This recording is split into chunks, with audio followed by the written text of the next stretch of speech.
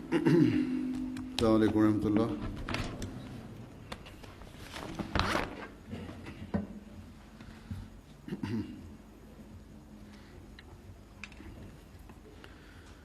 أشهد أن لا إله إلا الله وحده لا شريك له وأشهد أن محمدا عبده ورسوله أما بعد فأعوذ بالله من الشيطان الرجيم بسم الله الرحمن الرحيم الحمد لله رب العالمين الرحمن الرحيم مالك يوم الدين إياك نعبد وإياك نستعين اهدنا الصراط المستقيم صراط الذين أنعمت عليهم غير المغضوب عليهم ولا الضالين. ومن أحسن قولا ممن دعا إلى الله وعمل صالحا وقال إنني من المسلمين. اس آیت کا ترجمہ یہ ہے کہ اور بات کہنے میں اس سے بہتر کون ہو سکتا ہے جو اللہ کی طرف بلائے اور نیک اعمال بجا لائے اور کہے کہ میں یقیناً کامل فرمانبرداروں میں سے ہوں. یہ آیت ایک کامل مثال ہے اور ان تمام خصوصیات کو سمیٹے ہوئے ہے جو ایک مومن کا خاصہ ہونا چاہیے. ایک حقیقی مسلمان سے زیادہ کون ان باتوں کو کرنے والا ہو سکتا ہے؟ اللہ تعالیٰ نے جو یہ تین باتیں، یہ تین خصوصیات بتائی ہیں، اگر کسی میں ہوں تو اس کی زندگی میں انقلاب پیدا ہو سکتا ہے، اور نہ صرف اپنی زندگی میں انقلاب پیدا ہو سکتا ہے بلکہ معاشرے میں بھی انقلاب پیدا کرنے والا بن سکتا ہے ایسا شخص. یہ تین باتیں ہیں جو یعنی دعوت اللہ کرنا، عمل صالح کرنا اور اطاعت اور فرمانبرداری کا نمونہ دکھا کر یہ اعلان کرنا کہ میں اللہ تعالیٰ اور اس کے رسول کی تمام باتوں پر عمل کرنے والا یا عمل کرنے کی حتی المقدور کوشش کرنے والا. یہ باتیں ایسی ہیں جن میں سے پہلی بات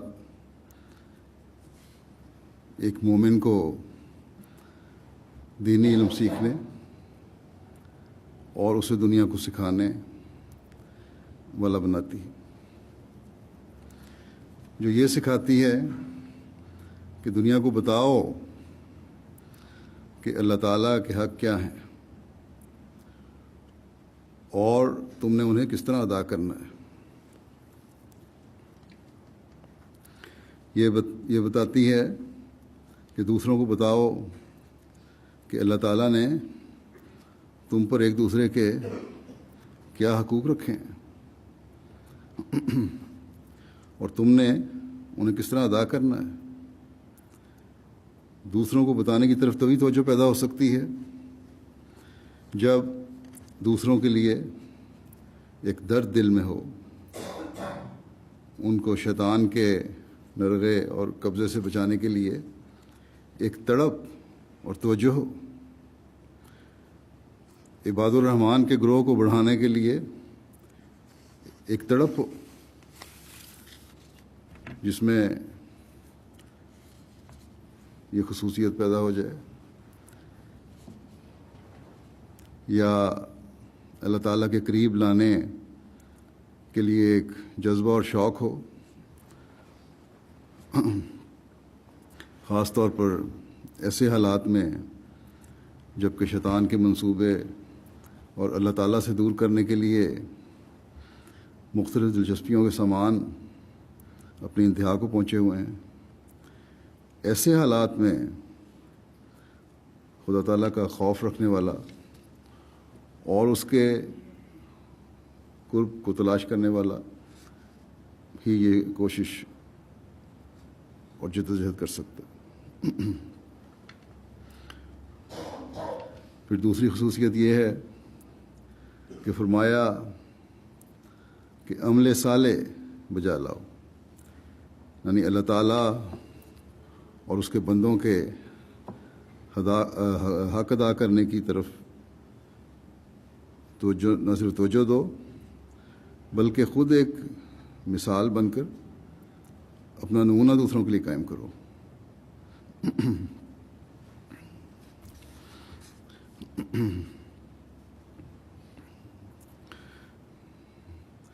ورنہ تمہارا دینی علم بھی بے فائدہ ہے، اور اللہ تعالیٰ کی طرف بلانے کا عمل بھی اللہ تعالیٰ کی برکات اور بہتر نتائج سے خالی ہوگا اگر اپنا عمل نہیں۔ اور جب یہ صورت حال ہو تو دعوت الی اللہ کی تمام کوششیں بیکار گئیں، پھر اللہ تعالیٰ کی رضا بھی حاصل نہ ہوئی۔ اور پھر تیسری خصوصیت یہ بیان فرمائی کہ حقیقی مومن یہ اعلان کرے کہ میں کامل فرمان برداروں میں سے ہوں، یعنی اللہ تعالیٰ اور اس کے رسول کے احکامات پر کامل ایمان لاتا ہوں، اور نہ صرف ایمان لاتا ہوں بلکہ ان کو اپنی زندگیوں کا حصہ بناتا ہوں۔ میں دین کو دنیا پر مقدم کرنے والا ہوں اور رہوں گا۔ فرمان برداری میں خلیفہ وقت اور نظام جماعت کی اطاعت اور فرمان برداری بھی آ جاتی ہے۔ یہ کہنا کہ میں بڑی تبلیغ کر رہا ہوں، میرے پاس بڑا علم ہے، مجھے کسی نظام کی ضرورت نہیں ہے، یہ طریق اللہ تعالیٰ کو پسند نہیں۔ اس زمانے میں اللہ تعالیٰ ایک جماعت قائم کرنا چاہتا تھا اور اس نے قائم کر دی، بس اس کے ساتھ جڑنا ضروری ہے۔ اللہ تعالیٰ نے فرما دیا کہ بے شک دعوت اللہ بڑی اچھی بات ہے، لیکن یہ اعلان بھی ضروری ہے کہ اننی من المسلمین، کہ میں اطاعت کے اعلیٰ معیار قائم رکھتے ہوئے فرما برداری کا بھی اعلان کرتا ہوں۔ اسی طرح عمل صالح اور نیک عمل اور تقویٰ کے معیار بھی اسی وقت حاصل ہوتے ہیں جب اطاعت اور فرما برداری کا معیار بھی بلند ہوگا۔ بعض دفعہ بظاہر نیک لوگ یا دین کا کام کرنے والے ایسے ہوتے ہیں جن کا انجام نظر آتا ہے کہ اچھا نہیں ہوا۔ بس اللہ تعالیٰ فرماتا ہے کہ ایک مومن کو، ایک عمدہ ترین بات کہنے والے کو بھی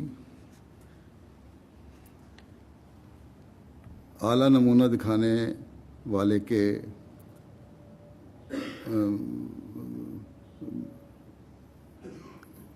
معیار اس وقت حاصل ہوں گے اور نتیجہ خیز ہوں گے جب وہ یہ اعلان بھی کرے کہ میں فرما بردار ہوتا ہوں، میں اللہ تعالیٰ کے بنائے ہوئے نظام کی کامل فرما برداری اور اطاعت کرتا ہوں۔ اور ہم احمدیوں کے لیے یہ معیار جو کامل فرما برداری کے ہیں تبھی قائم ہوں گے،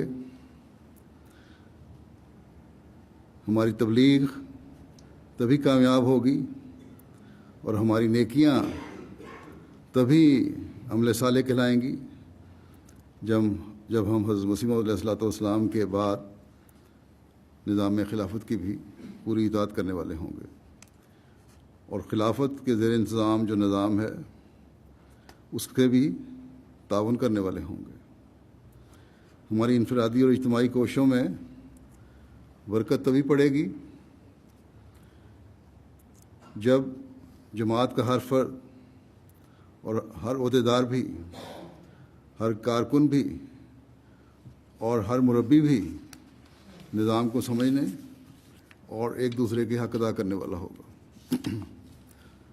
اس میں تو کوئی شک نہیں کہ اللہ تعالیٰ نے اپنے وعدے کے مطابق اور آن حضرت صلی اللہ علیہ وسلم کی پیشگوئی کے مطابق جب حضرت مسیح موعود علیہ الصلوۃ والسلام کو بھیجا ہے اور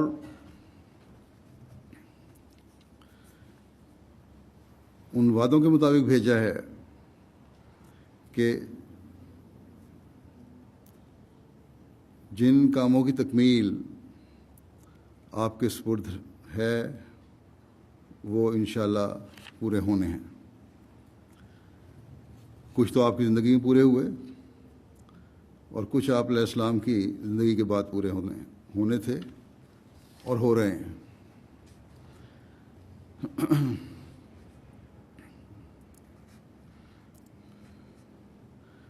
اور آپ کے ذریعے سے اسلام کا پیغام بھی دنیا کے کونے کونے میں پہنچ رہا ہے، اور آہستہ آہستہ پاک دل احمدیت اور اسلام کی آغوش میں آ رہے ہیں۔ اللہ تعالیٰ اپنے انبیاء کو جن مقاصد کے لیے بھیجتا ہے ان کو پورا فرماتا ہے۔ اللہ تعالیٰ قرآن کریم میں فرماتا ہے کہ کتب اللہ لأغلبن انا ورسلی، کہ اللہ تعالیٰ نے فیصلہ کر چھوڑا ہے کہ میں اور میرا رسول غالب آئیں گے۔ اللہ تعالیٰ نے حضرت مسیح موعود علیہ السلام کو بھی یہ الہام متعدد بار یہ الہام ہوا، آپ کو بھی الہاماً فرمایا۔ حضرت مسیح موعود علیہ الصلوۃ والسلام ایک اس آیت کی وضاحت کرتے ہوئے ایک جگہ فرماتے ہیں کہ یہ خدا تعالیٰ کی سنت ہے، اور جب سے کہ اس نے انسان کو زمین میں پیدا کیا ہمیشہ اس سنت کو ظاہر کرتا رہا ہے کہ وہ اپنے نبیوں اور رسولوں کی مدد کرتا ہے اور ان کو غلبہ دیتا ہے، جیسا کہ وہ فرماتا ہے کہ کتب اللہ لأغلبن انا ورسلی۔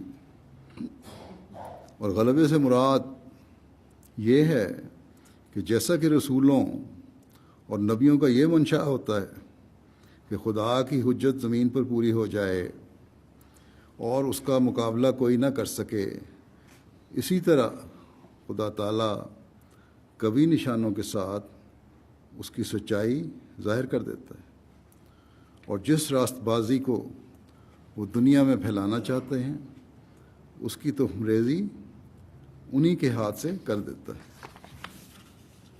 پھر آپ فرماتے ہیں خدا نے ابتدا سے لکھ چھوڑا ہے اور اپنے قانون اور اپنی سنت قرار دے دیا ہے کہ وہ اور اس کے رسول ہمیشہ غالب رہیں گے، پس چونکہ میں، حضرت فرماتے ہیں اپنے بارے میں کہ چونکہ میں اس کا رسول یعنی فرستادہ ہوں، مگر بغیر کسی نئی شریعت اور نئے دعوے اور نئے نام کے، بلکہ اسی نبی کریم خاتم الانبیاء صلی اللہ علیہ وسلم کے نام پا کر اور اسی میں ہو کر اور اسی کا مظہر بن کر آیا ہوں، اس لیے میں کہتا ہوں کہ جیسا کہ قدیم سے یعنی آدم کے زمانے سے لے کر حضرت صلی اللہ علیہ وسلم تک ہمیشہ مفہوم اس آیت کا سچا نکلتا آیا ہے، ایسا ہی اب بھی میرے حق میں سچا نکلے گا۔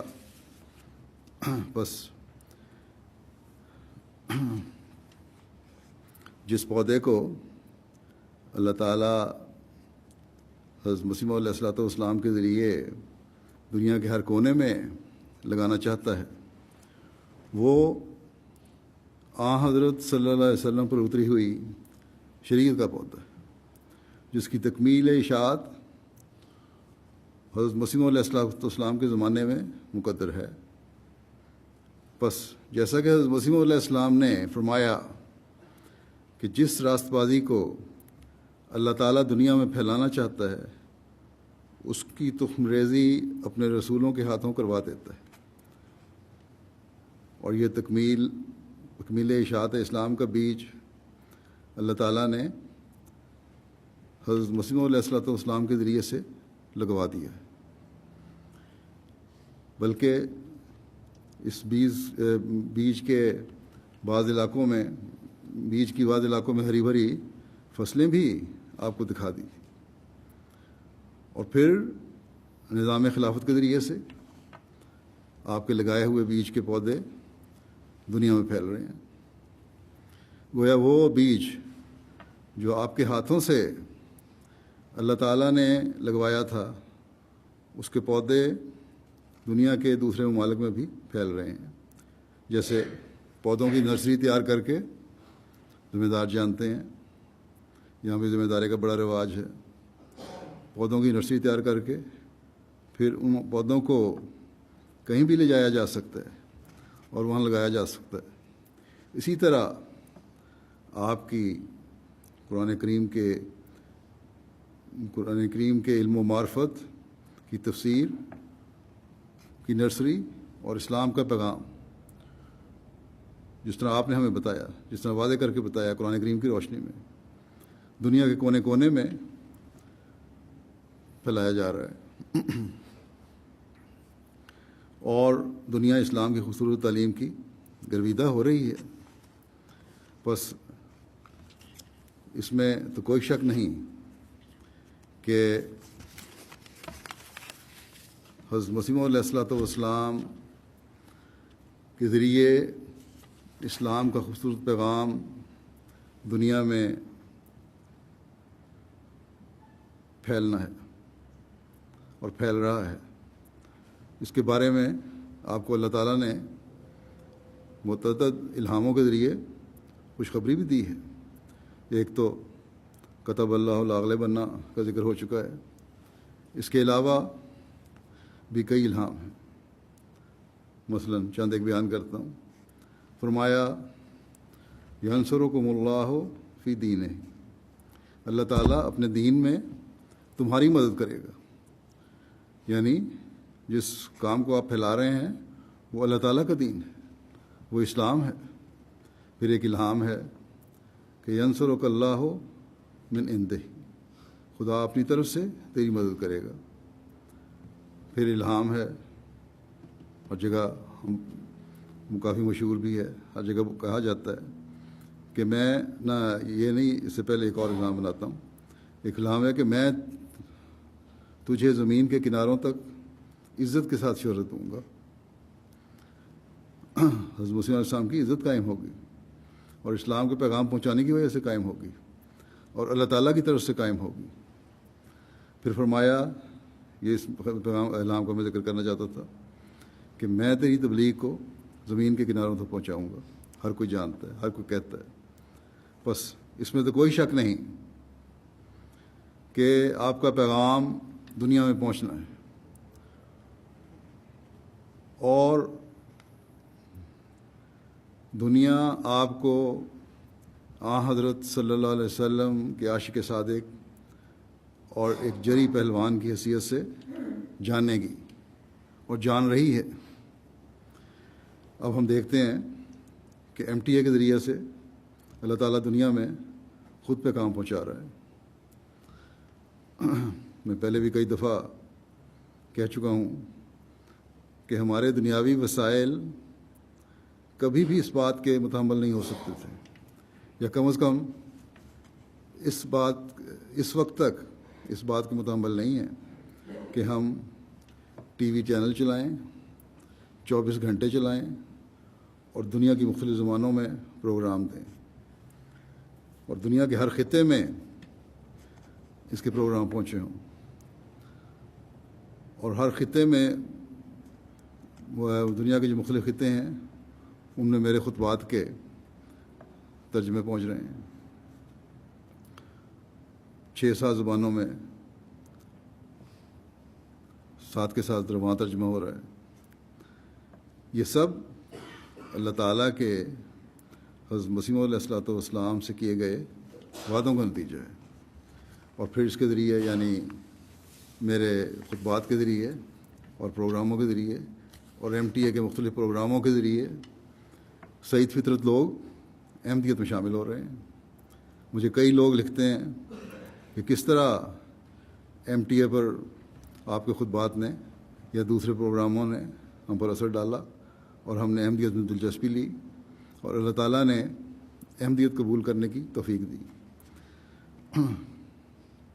2-3 دن ہوئے گوادیلوپ کا ایک پروگرام آ رہا تھا مربی کے ساتھ، وہاں کے ایک نو احمدی ہیں، انہوں نے کہا کہ احمدیت کا تعارف تو مجھے ہو گیا لیکن بیعت نہیں کر رہا تھا میں، اور خطبات کے ذریعے پھر مجھے بیعت کی بھی تحریک پیدا ہوئی، سننے کے بعد پھر تسلی ہوئی. بس یہ تو اللہ تعالیٰ کے کام ہیں اور اس کے وعدے ہیں، یہ تو پورے ہوتے رہیں گے انشاءاللہ. اس میں ہمارا یا کسی انسانی کوشش کا کمال نہیں ہے، لیکن اللہ تعالیٰ فرماتا ہے کہ بہترین مومن کی نشانی یہ ہے کہ وہ دعوت اللہ کرے. بس اللہ تعالیٰ ہمیں اس کام میں حصے دار بنانا چاہتا ہے، جو کام وہ خود کر رہا ہے، جس کے کرنے کا فیصلہ وہ کر چکا ہے. ہمیں تو اللہ تعالیٰ ثواب میں شامل کرنا چاہتا ہے. بس اس بات کی ہر احمدی کو اہمیت دینی چاہیے کہ جو کام اللہ تعالیٰ نے اپنے ذمہ لیا ہوا ہے اس میں حصہ دار بن کر ثواب میں حصہ لیں، اللہ تعالیٰ کی رضا حاصل کرنے والے بنیں. بس آپ لوگ جو یہاں اسپین میں ہیں وقت نکال کر مہینے میں کم از کم 1-2 دن تبلیغ کے لیے دیں. یہاں کے لوگوں کی نفسیات کے مطابق تبلیغ کے مختلف طریقے تلاش کریں.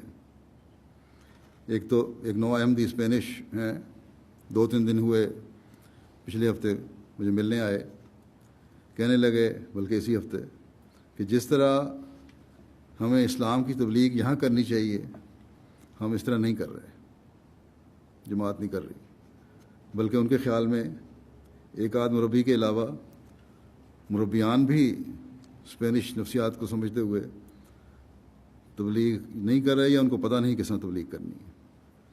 انہوں نے بتایا کہ ہم بے شک یورپ میں شمار ہوتے ہیں لیکن ہماری نفسیات کچھ مختلف ہے یورپ سے.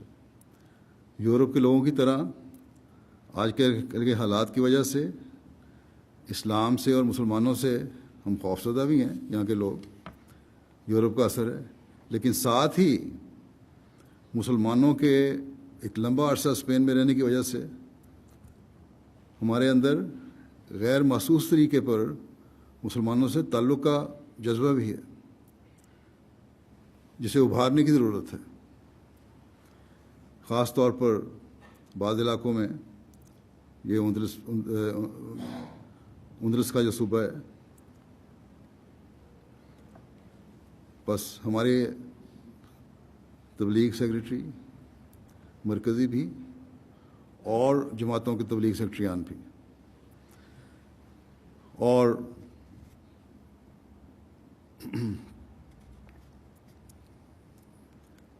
دوسرے عہدیدار بھی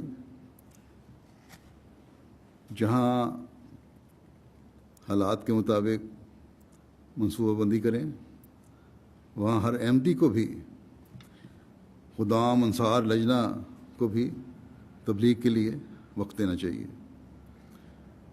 یہاں مسلمانوں کو تلوار کے زور پر عیسائی بنایا گیا 700-800 سال پہلے، لیکن ہم نے محبت، پیار اور اسلام کی خوبصورت تعلیم کے ذریعے دلوں کو جیتنا ہے۔ جماعت کا تعارف، اسلام کا تعارف تو یہاں وسیع پیمانے پر اب ہو رہا ہے۔ ٹی وی چینل اور اخبار جماعت کے بارے میں لکھتے ہیں، اور ایک تبلیغ بھی اس طریقے سے ہو رہی ہے۔ قرطبہ کے ایک اخبار کے ایڈیٹر یرشد مالک مجھے ملنے آئے تھے۔ انہوں نے اخبار دکھایا کہ کس طرح میں جماعت کے بارے میں لکھتا ہوں، اور پورا صفحہ لکھا ہوا ہے۔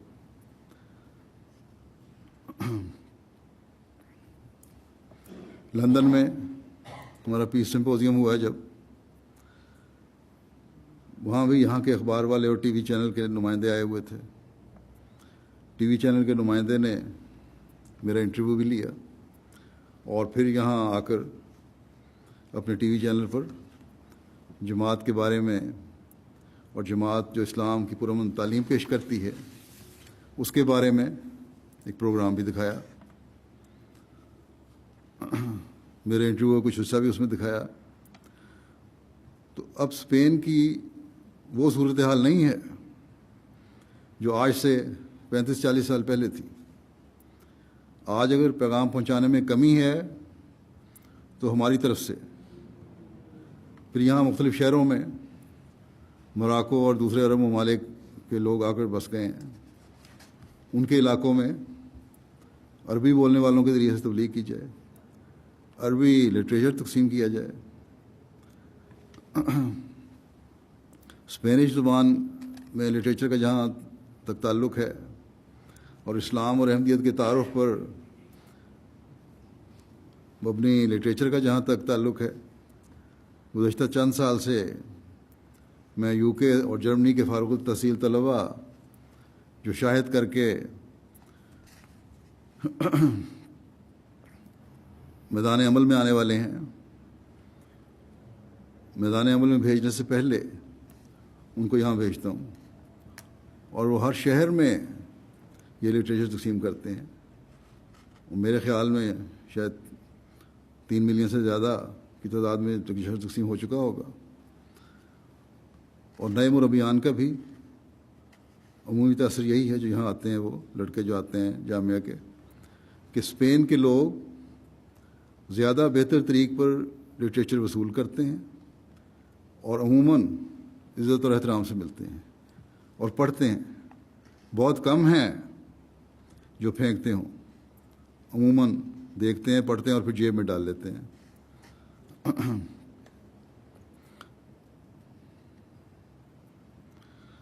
اسی طرح اس کے علاوہ بھی ایک اسپینش خاتون ہے ہماری، وہ احمدی ہوئی ہیں، لندن میں رہتی ہیں، وہاں ہماری سیکٹری وقف نوبائن کی بھی اہلیہ ہیں، وہ بھی، ان کا خاندان یہیں ہے، ماں باپ یہیں ہیں، یہاں آتی ہیں تو مختلف اسکولوں میں یا یونیورسٹی میں، کالجوں میں جا کر تبلیغ کرتی ہیں۔ وہ مواقع تلاش کر لیتی ہیں لندن سے آ کے کہ کس طرح جماعت کا تعارف کروانا ہے اور اسلام کو پیغام پہنچانا ہے۔ تو یہاں جو رہنے والے ہیں، مربیان ہیں، وہ کیوں نہیں ایسے مواقع پیدا کر سکتے؟ بس یہاں رہنے والے احمدی عہدیداروں اور مربیان کو اس بارے میں ایک مضبوط اور مربوط پروگرام بنانا چاہیے۔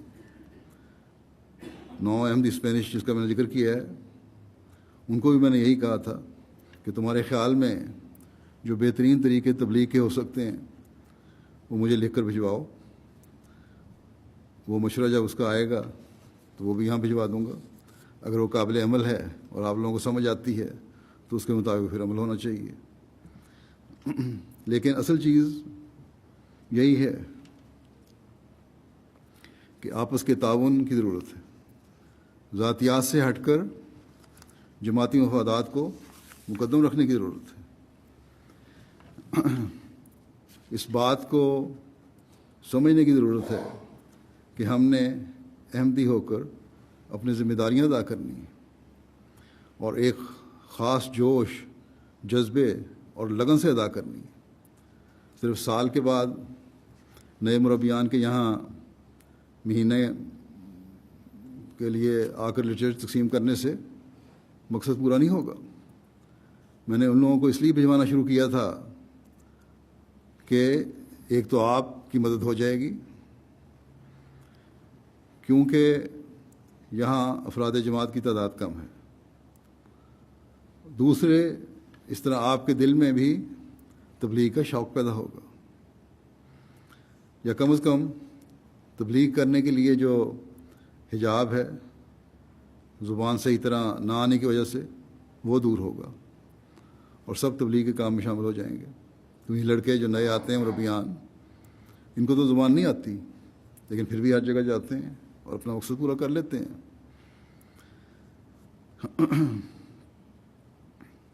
بس یہ احساس پیدا کرنے کی ضرورت ہے کہ اللہ تعالیٰ نے دعوت اللہ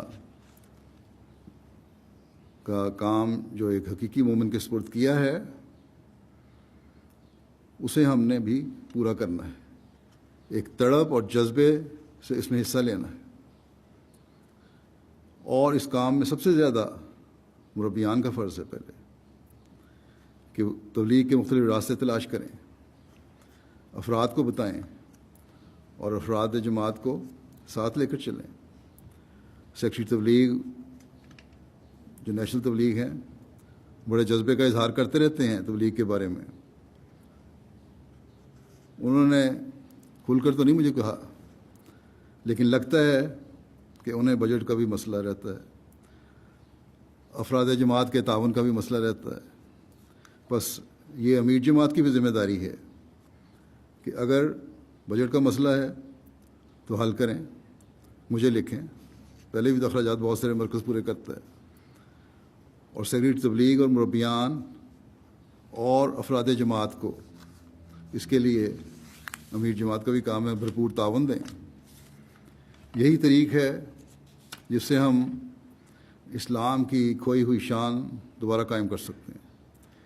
یہی حضرت مسیح موعود علیہ الصلوۃ والسلام کی بعثت کا مقصد تھا، زمانے کی حالت کا نقشہ کھینچتے ہوئے اور اسلام کی موجودہ حالت کو سامنے رکھ کر اپنے دل کے درد کا ذکر فرماتے ہوئے اور یہ بتاتے ہوئے کہ اللہ تعالیٰ چاہتا ہے کہ اسلام کی شان و شوکت دوبارہ قائم ہو، اسلام کی برتری دنیا پر دوبارہ ثابت ہو.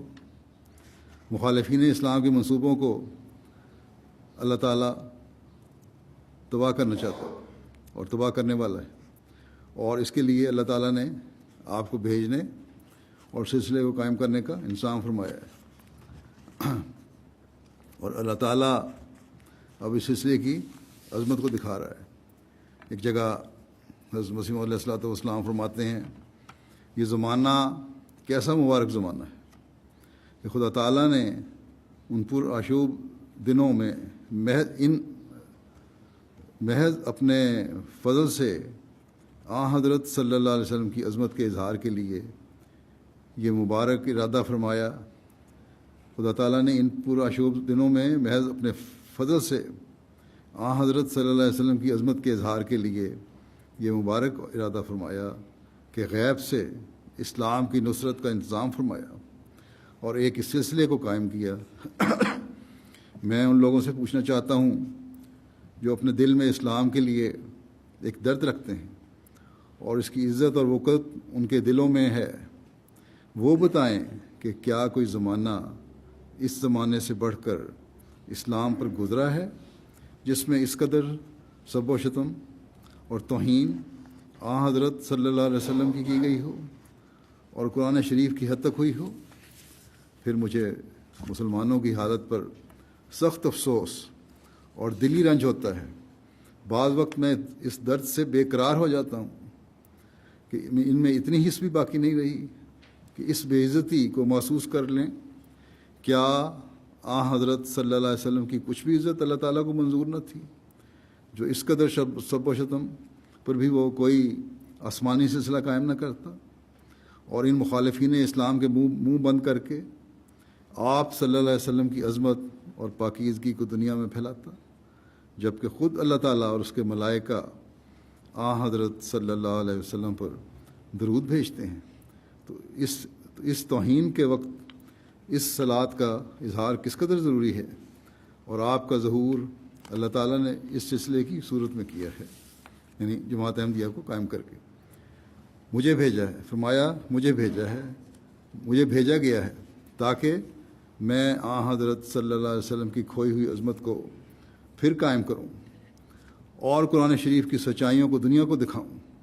اور یہ سب کام ہو رہا ہے، لیکن جن کی آنکھوں پر پٹی ہے وہ اس کو دیکھ نہیں سکتے، حالانکہ اب یہ سلسلہ سورج کی طرح روشن ہو گیا ہے اور اس کی آیات و نشانات کے اس قدر لوگ گواہ ہیں کہ اگر ان کو ایک جگہ جمع کیا جائے تو ان کی تعداد اس قدر ہو کہ روئے زمین پر کسی بادشاہ کی بھی اتنی فوج نہیں ہے۔ اس قدر صورتیں اس سلسلے کی سچائی کی موجود ہیں کہ ان سب کو بیان کرنا بھی آسان نہیں، چونکہ اسلام کی سخت توہین کی گئی تھی، اس لیے اللہ تعالیٰ نے اسی توہین کے لحاظ سے اس سلسلے کی عظمت کو دکھایا ہے، اور ہم گواہ ہیں کہ یہ عظمت اللہ تعالیٰ دکھا رہا ہے۔ یہاں بھی پریس کی اور لوگوں کی توجہ پیدا ہوئی ہے، اور دنیا کے بعض ممالک میں اس کے کھل کر اظہار بھی ہو رہے ہیں۔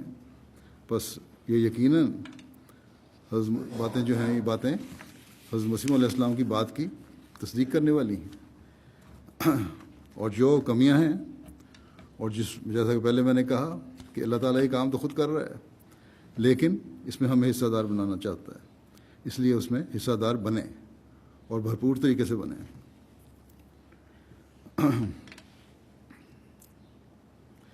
پھر حضرت مسیح علیہ السلام ایک جگہ ہمیں یہ بتاتے ہوئے کہ عمر بڑھانی ہے تو تبلیغ کے کام میں مصروف ہو جاؤ، فرماتے ہیں کہ سب آدمی اپنے اپنے کام اور غرض سے جس کے لیے وہ آئے ہیں واقف نہیں ہوتے۔ بعض کا اتنا ہی کام ہوتا ہے کہ چوپایوں کی طرح کھا پی لینا، وہ سمجھتے ہیں کہ اتنا گوشت کھانا ہے، اس قدر کپڑا پہننا ہے وغیرہ، اور کسی بات کی ان کو پرواہ اور فکر ہی نہیں ہوتی۔ ایسے آدمی جب پکڑے جاتے ہیں تو پھر یک دفعہ ہی ان کا خاتمہ ہو جاتا ہے۔ فرمایا لیکن جو لوگ خدمت دین میں مصروف ہوں ان کے ساتھ نرمی کی جاتی ہے اس وقت تک کہ جب تک وہ اس کام اور خدمت کو پورا نہ کر لیں۔ فرمایا کہ انسان اگر چاہتا ہے کہ اپنی عمر بڑھائے اور لمبی عمر پائے تو اس کو چاہیے کہ جہاں تک ہو سکے خالص دین کے واسطے اپنی عمر کو وقف کرے۔ یہ یاد رکھے کہ اللہ تعالیٰ سے دھوکہ نہیں چلتا، جو اللہ تعالیٰ کو دغا دیتا ہے وہ یاد رکھے کہ اپنے نفس کو دھوکہ دیتا ہے، وہ اس کی پاداش میں ہلاک ہو جاوے گا۔ فرمایا کہ پس عمر بڑھانے کا اس سے بہتر کوئی نسخہ نہیں ہے کہ انسان خلوص اور وفاداری کے ساتھ اعلیٰ کلمت الاسلام میں مصروف ہو جاوے اور خدمت دین میں لگ جاوے۔ اور آج کل یہ نسخہ بہت ہی کارگر ہے، کیونکہ دین کو آج ایسے مخلص خادموں کی ضرورت ہے۔ اگر یہ بات نہیں ہے تو پھر عمر کا کوئی ذمہ دار نہیں ہے، یہ یوں ہی چلی جاتی ہے۔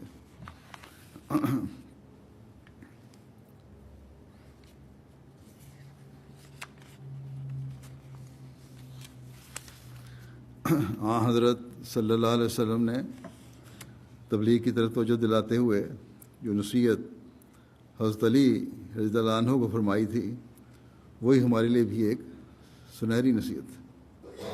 آپ صلی اللہ علیہ وسلم نے ایک موقع پر حضرت علی کو مخاطب کرتے ہوئے فرمایا کہ بخدا تیرے ذریعہ ایک آدمی کی ہدایت پا جانا تیرے لیے اعلیٰ درجے کے سرخ اونٹوں سے کے مل جانے سے بہتر ہے۔ سرخ اونٹ اس زمانے میں بڑی قیمتی چیز سمجھی جاتی تھی.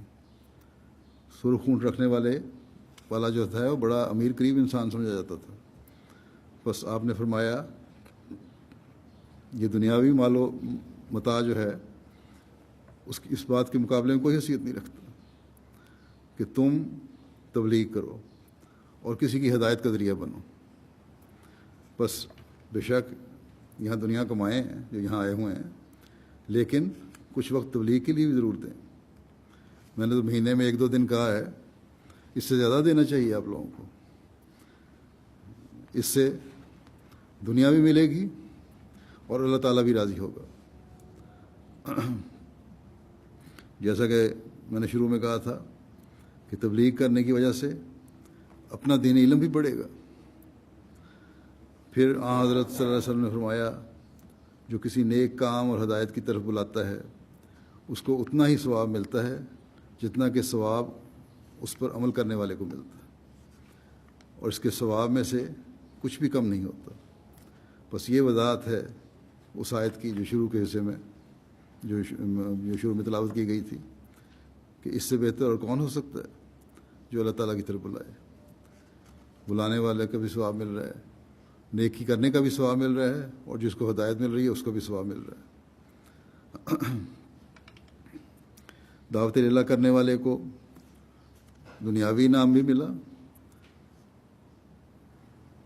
عمر میں بھی برکت پڑی اور نیکی کا ثواب بھی ملا. بس اللہ تعالیٰ کے انعاموں کا وارث بننے کے لیے ہمیں ضرورت ہے کہ اس وقت تبلیغ اور ہدایت کے لیے، دنیا کی ہدایت کے لیے وقت دیں.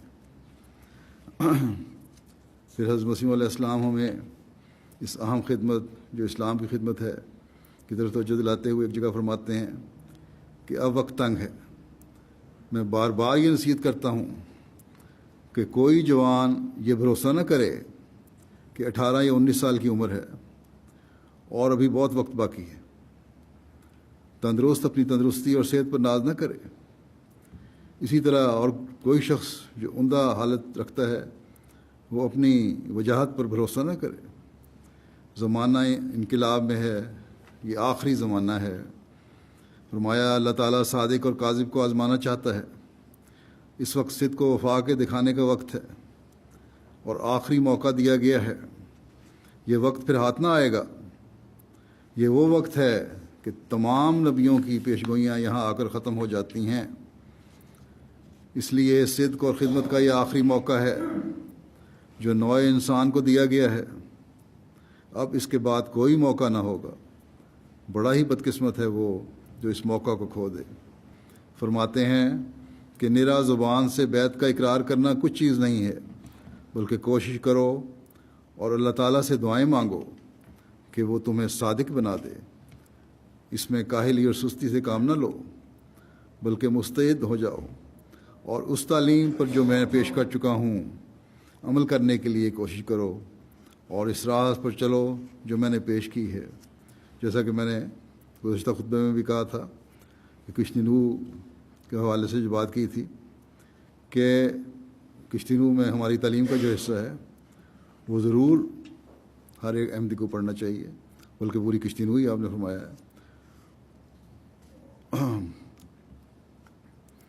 اور جو دعوت اللہ کی اور جو ہمیں توفیق ملنی ہے، جو ہمارے صالحہ پہ جانے کی توفیق ملنی ہے، اس کی طرف بھی یہ ارشادات جو ہیں وہ رہنمائی کرتے ہیں ہماری تعلیم والے. اور وہ یہی وہ تعلیم ہے جو ہمیں بہترین مومن بنا سکتی ہے.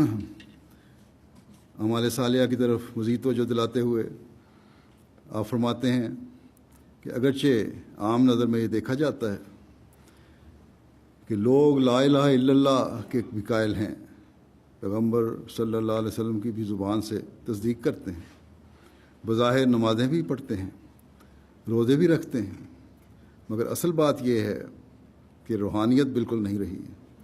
اور دوسری طرف ان اعمال صالحہ کے مخالف کام کرنا ہی شہادت دیتا ہے کہ وہ اعمال صالحہ کے رنگ میں نہیں کیے جاتے۔ اللہ تعالیٰ کے جو حکم ہیں ان کے مخالف کام کر رہے ہیں سارے۔ یہ بات ثابت کرتی ہے کہ جو کام مسلمان کر رہے ہیں وہ اعمال صالحہ نہیں، بلکہ اور جو کر بھی رہے ہیں بعض نیکیاں وہ صرف فرمایا بلکہ رسم اور عادت کے طور پر کیے جاتے ہیں، کیونکہ ان میں اخلاص اور روحانیت کا شمع بھی نہیں ہے۔ ورنہ کیا وجہ ہے کہ ان اعمال صالحہ کی برکات اور انوار ساتھ نہیں ہیں؟ خوب یاد رکھو کہ جب تک سچے دل سے اور روحانیت کے ساتھ یہ اعمال نہ ہوں کچھ فائدہ نہ ہوگا، اور یہ اعمال کام نہ آئیں گے۔ اعمال صالحہ اسی وقت اعمال صالحہ کہلاتے ہیں جب ان میں کسی قسم کا فساد نہ ہو۔ صلاح کی ضد فساد ہے۔ صالح وہ ہے جو فساد سے مبرہ و منزہ ہو۔ جن کی نمازوں میں فساد ہے اور نفسانی اغراض چھپے ہوئے ہیں، ان کی نمازیں اللہ تعالیٰ کے واسطے ہرگز نہیں ہیں، اور وہ زمین سے ایک بالشت بھی اوپر نہیں جاتی ہیں، کیونکہ وہ اخلاص کی روح نہیں اور وہ روحانیت سے خالی ہیں۔ اعمال صالحہ کی حقیقت کیا ہے؟ اس کو بیان کرتے ہوئے مسیح علیہ السلام فرماتے ہیں کہ یاد رکھو کہ اللہ تعالیٰ روح اور روحانیت پر نظر کرتا ہے، وہ ظاہری اعمال پر نگاہ نہیں کرتا، وہ ان کی حقیقت اور اندرونی حالت کو دیکھتا ہے کہ ان کے اعمال کی تہ میں خود غرضی اور نفسانیت ہے یا اللہ تعالیٰ کی سچی اطاعت اور اخلاص۔ مگر انسان بعض وقت ظاہری اعمال کو دیکھ کر دھوکہ کھا جاتا ہے۔ جس کے ہاتھ میں تسبیح ہے یا وہ تہجد و اشراق پڑھتا ہے، بظاہر ابرار و اخیار کے کام کرتا ہے، بڑی نیکی کی باتیں کر رہا ہے، تو اس کو نیک سمجھ لیتا ہے ایک انسان عام طور پہ۔ تسبیح جس کے ہاتھ میں ہو اس کو انسان دوسرا بڑا نیک سمجھتا ہے، مگر خدا تعالیٰ کو تو پوست پسند نہیں، ظاہری جو ہے چیزیں وہ پسند نہیں ہیں۔ یہ پوست اور کشر ہے، یہ پوست اور کشر ہے، اللہ تعالیٰ اس کو پسند نہیں کرتا اور کبھی راضی نہیں ہوتا جب تک وفاداری اور صدق نہ ہو۔ بے ظاہری چمک دمک، ایک چیز کی ظاہری حالت، اس کا ایک شیل کا باہر کا خول، یہ چیزیں اللہ کو پسند نہیں ہیں، بلکہ یہ راضی نہیں کرتی۔ فرمایا جب تک وفاداری اور صدق نہ ہو۔ بے وفا آدمی کتے کی طرح ہے جو مردار دنیا پر گرے ہوئے ہوتے ہیں۔ وہ بظاہر نیک بھی نظر آتے ہیں، لیکن افعال ذمیمہ ان میں پائے جاتے ہیں، برے کام کرنے والے ہیں، اور پوشیدہ بدچلنیاں ان میں پائی جاتی ہیں۔ جو نمازیں ریاکاری سے بھری ہوئی ہوں، ان نمازوں کو ہم کیا کریں اور ان سے کیا فائدہ؟ بس اس دکھاوے کے اعمال، ایسے دکھاوے کے اعمال جو ہیں انسان کے کچھ کام نہیں آ سکتے۔ ایسے عمل جس میں ہر لمحہ اللہ تعالیٰ کے خوف اور اس کی رضا مد نظر نہ ہو، اس کا کوئی ثواب نہیں ہوتا۔ ایسی دعوت اللہ کرنے والوں کے نتائج بھی خاطر خواہ نہیں ہوتے، چاہے وہ جتنی مرضی کوشش کر لیں۔ بس اس طرف بھی ہمیں، جیسا کہ آپ حضرت مسیح علیہ السلام نے فرمایا، توجہ دینے کی ضرورت ہے۔ پھر اعمال صالحہ کثرت سے بجا لانے کے بارے میں آپ فرماتے ہیں کہ بس جو شخص ایمان کو قائم رکھنا چاہتا ہے وہ اعمال صالحہ میں ترقی کرے۔ یہ روحانی امور ہیں اور اعمال کا اثر عقائد پر پڑتا ہے، اعمال کا اثر عقائد پر پڑتا ہے۔ اگر مضبوط ایمان ہونا ہے تو اعمال بجا لانے ضروری ہیں۔ جن لوگوں نے بدکاری وغیرہ اختیار کی ہے ان کو دیکھو تو آخر معلوم ہوگا کہ ان کا خدا پر ایمان نہیں ہے۔ حدیث شریف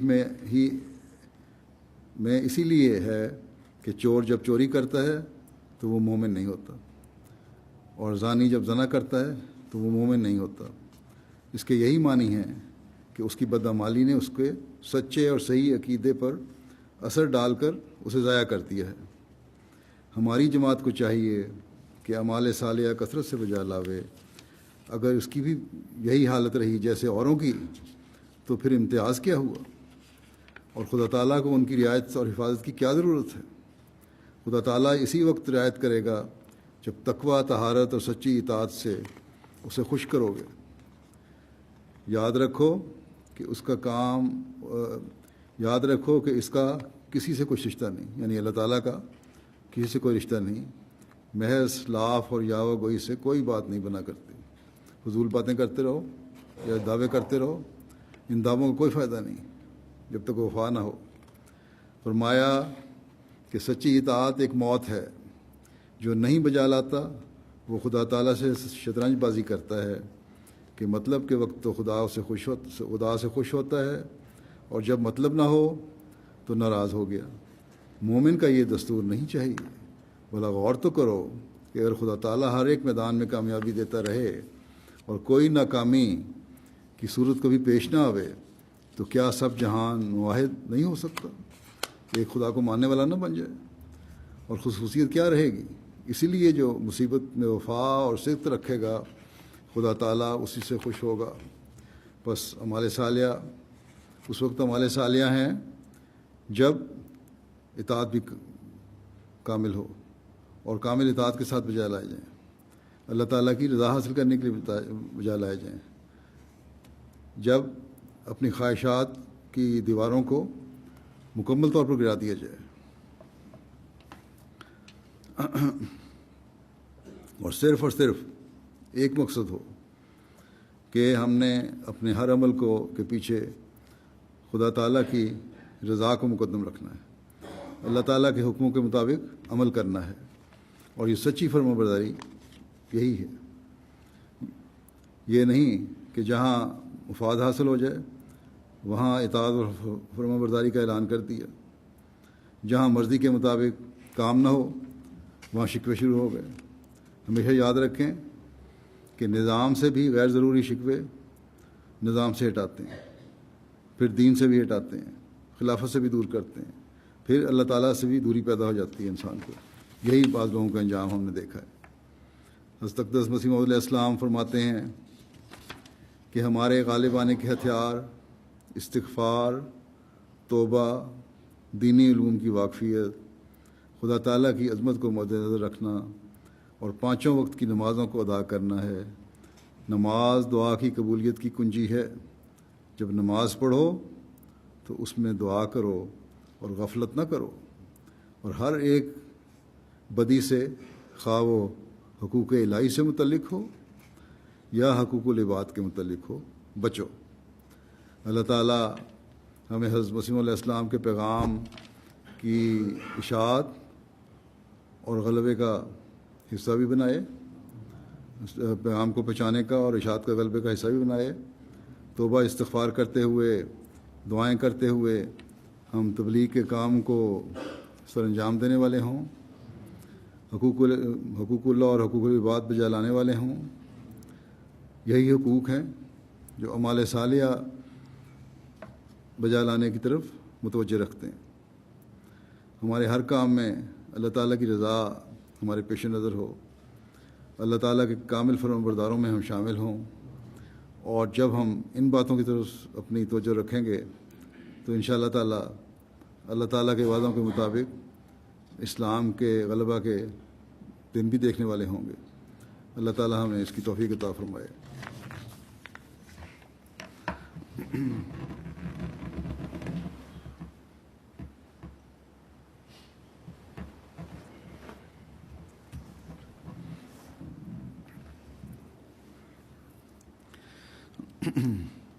الحمد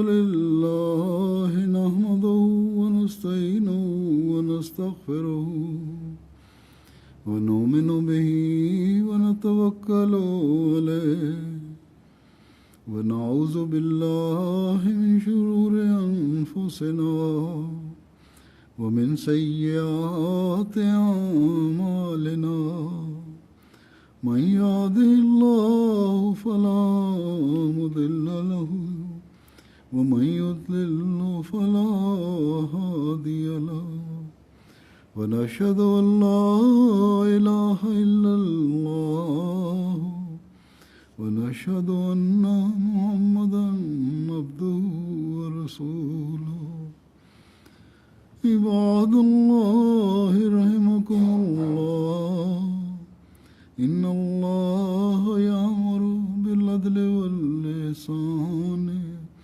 وإيتاء ذي القربى وينهى عن الفحشاء والمنكر والبغي يعظكم لعلكم تذكرون اذكروا الله يذكركم وادعوه يستجب لكم ولذكر الله أكبر